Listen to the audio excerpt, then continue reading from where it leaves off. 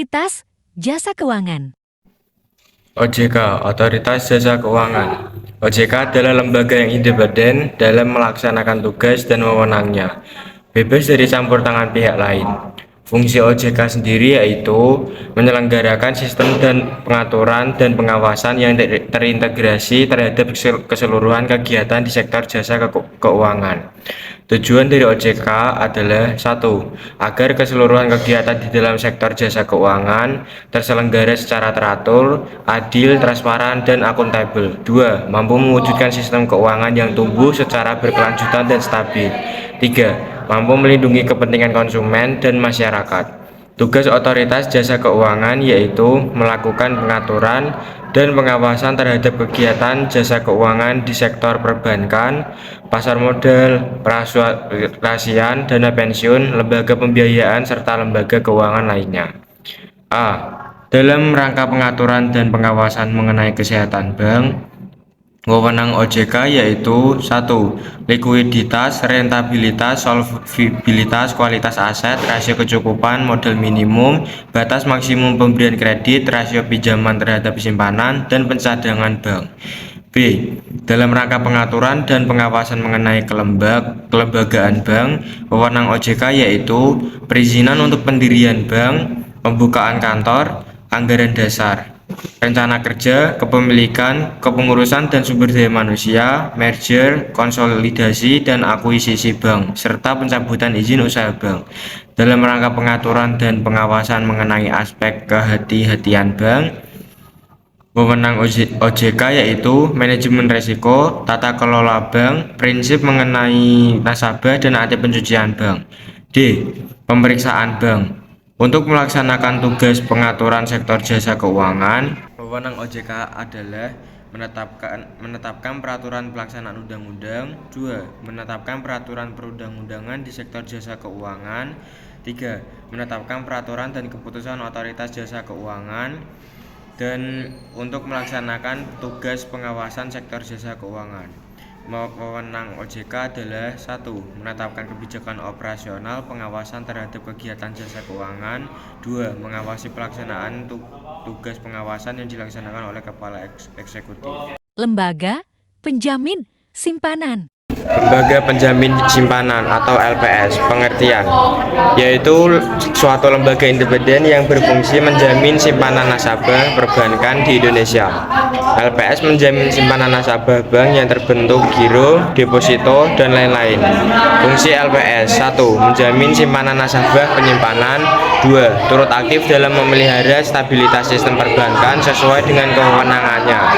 Tugas LPS: 1. Merumuskan dan menetapkan kebijakan pelaksanaan penjaminan simpanan. 2. Melaksanakan penjaminan simpanan. Wewenang LPS: 1. Menetapkan dan memungut premi pinjaman.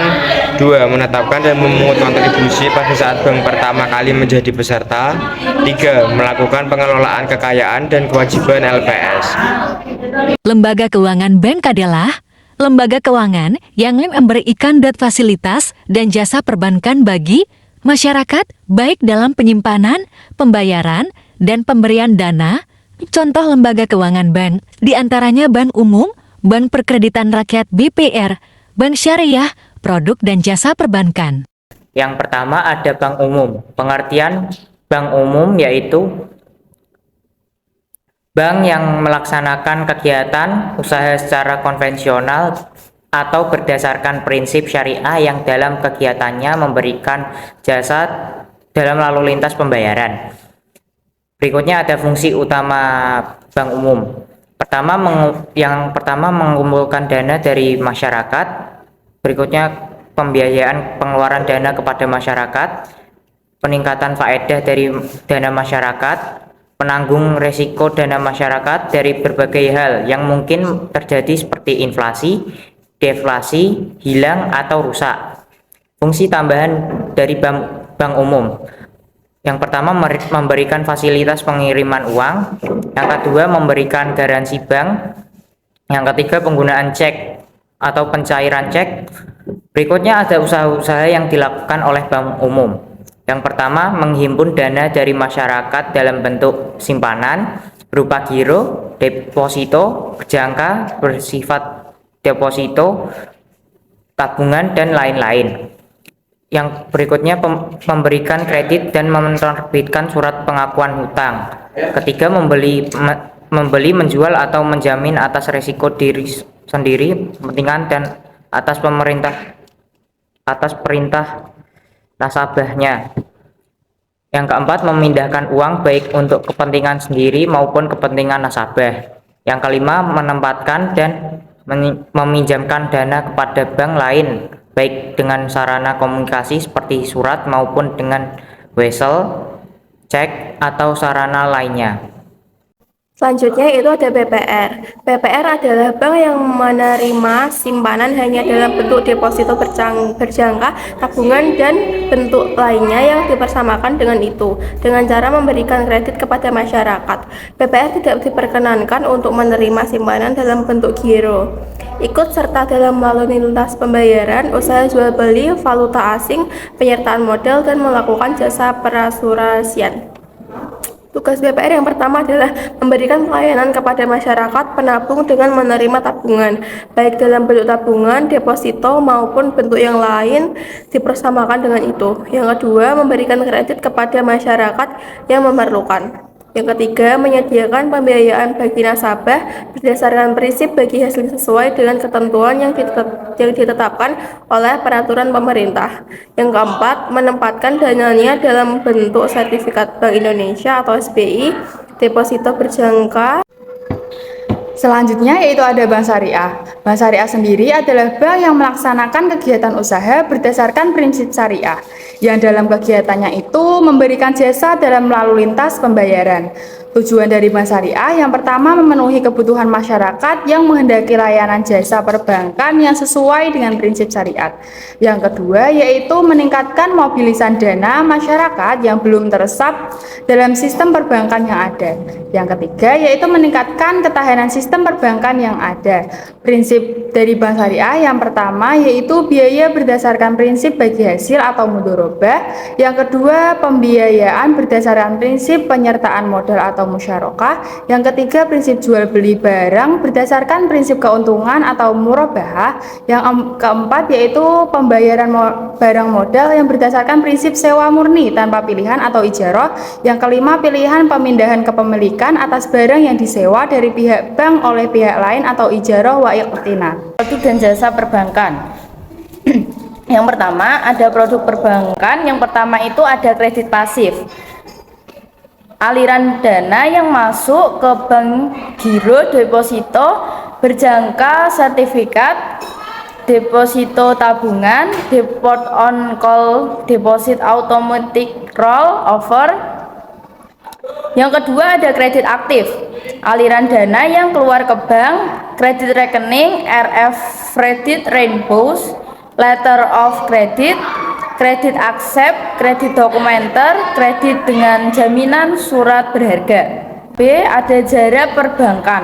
Yang pertama ada jual beli valuta asing, yang kedua ada jasa penyimpanan, yang ketiga ada pengiriman atau transfer uang, yang keempat ada pemberian jaminan, yang kelima ada kartu kredit, yang keenam cer perjalanan, yang ketujuh inkaso, yang ke-8 ATM, 9 kartu debit, 10 diskonto, 11 bank garasi, yang ke-12 elektronik banking, yang ke-13 adalah safe deposit box. Lembaga keuangan non-bank adalah lembaga keuangan yang melakukan proses penghimpunan dana dengan cara mengeluarkan surat-surat berharga, contohnya yaitu asuransi, pegadaian, dana pensiun, pasar modal. Asuransi yaitu lembaga yang menghimpun dana melalui penarikan premi asuransi dan menjanjikan akan memberi sejumlah ganti rugi apabila terjadi suatu peristiwa atau musibah yang menimpa pihak yang ikut program asuransi. Dana yang dihimpun perusahaan asuransi umumnya diinvestasikan dalam surat berharga dipinjamkan ke pihak lain. Contoh dari asuransi yaitu yang pertama asuransi pendidikan, yang kedua tenaga kerja, yang ketiga asuransi kesehatan. Peran penting asuransi yaitu yang pertama menambah lapangan kerja bagi masyarakat, yang kedua mengurangi kekhawatiran dalam kehidupan masyarakat, yang ketiga mengurangi kerugian, yang keempat memperlancar kegiatan ekonomi masyarakat. Pegadaian merupakan lembaga penjamin barang yang memberikan dana pinjaman kepada masyarakat dengan agunan atau jaminan barang bergerak. Jenis-jenis usaha pegadaian: jasa taksiran barang berharga, jasa titip barang berharga, memberikan kredit atau pinjaman bagi karyawan yang berpenghasilan tetap, menjalin kerjasama dengan pihak ketiga, dan menjalankan usaha tertentu. Tujuannya yaitu pemerintah menyelenggarakan pegadaian, yaitu untuk membantu rakyat kecil dengan memberikan kredit atau pinjaman agar terhindar dari kreditur liar atau lintah darat yang meminjamkan uang dengan bunga yang sangat tinggi. Dana pensiun. Dana pensiun adalah badan hukum yang mengelola dan menjalankan program yang menjanjikan. Manfaatnya, pensiun dana pensiun terdiri dari dua jenis, yaitu yang pertama ada dana pensiun pemberi kerja, yaitu DPPK, adalah dana pensiun yang didirikan oleh pemberi kerja bagi sebagian atau seluruh karyawan. Dana pensiun lembaga keuangan, yaitu DPLK, adalah dana pensiun yang dibentuk oleh bank atau perusahaan. Asuransi jiwa untuk melanggar penyelenggarakan program pensiun iuran pasti dibagi perorangan, baik karyawan maupun pekerja. Mandiri yang terpisah dari dana pensiun pemberi kerja bagi karyawan bank atau perusahaan. Asuransi jiwa yang bersangkutan.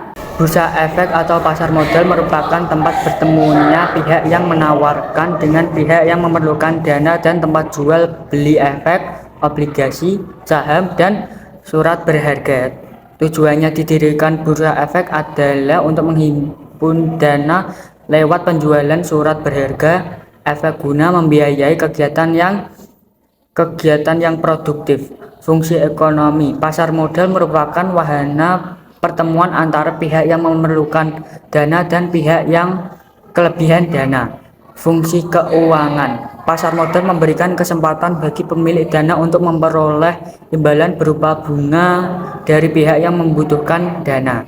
Thanks for watching.